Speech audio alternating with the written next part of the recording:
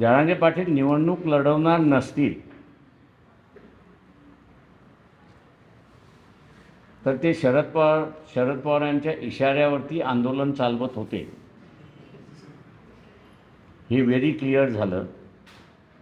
आणि म्हणून मगाशी मी जे म्हणालो की ओबीसीमधली जी चर्चा आहे ती म्हणजे मराठा नेते शरद पवार असा उल्लेख चाललेला आहे. आता आम्ही काही हे नाही आहे, कारण का आत्ता जरांगे पाटलांच्या मागणीला आम्ही असा पाठिंबा देऊ शकत नाही आहोत, कारण का त्यावेळेस त्यांनी आपण बघत असाल की मी ज्यावेळेस भेटून आल्यानंतर त्यांनी एक प्रेस स्टेटमेंट दिलं होतं की मराठा समाजाने यापुढे मतदान करत असताना दलितांना मतदान केलं पाहिजे, मुसलमानांना मतदान केलं पाहिजे, ओबीसीला मतदान केलं पाहिजे.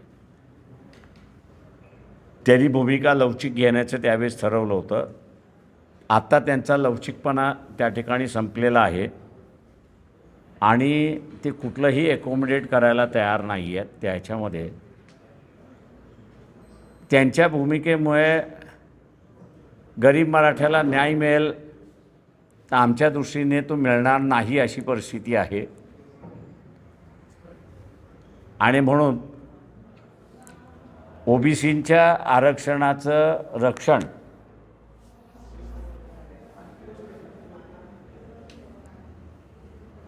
ही वंचित बहुजन आघाडीने भूमिका त्या ठिकाणी घेतलेली आहे.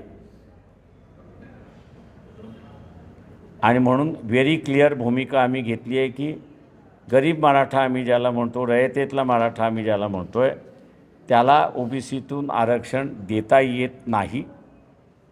2 वेळेस कोर्टाने त्या ठिकाणी फेटाळलेलं आहे. तेव्हा जरांगे पाटील यांची मागणी ही संविधानिक नाही.